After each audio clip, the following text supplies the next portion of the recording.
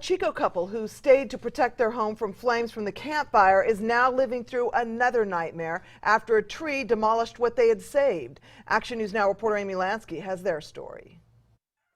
Bob and Kelly Tapp were sleeping right here when they were startled by a loud crash the morning of July 6th.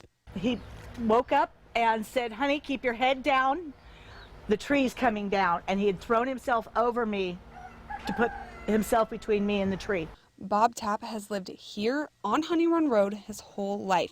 He says PG&E came and cut down 3 trees on his property after the campfire. The big one there, fourth one there, was still standing.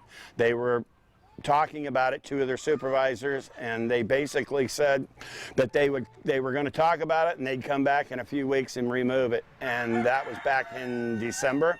Tapp says they called PG&E after the tree fell and got a different story. We reviewed the information we had, and sure enough, the tree didn't fall into power lines. It wasn't leaning in that direction.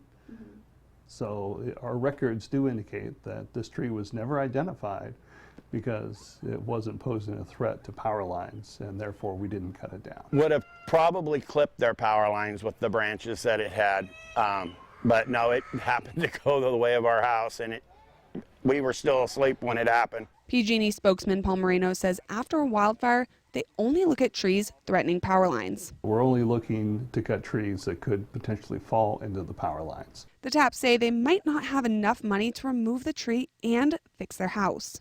We were dreadfully underinsured. Yeah, we were.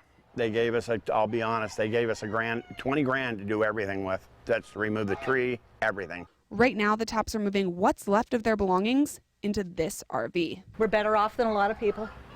And I'm not going to take that away from anybody. At least we have a roof over our head.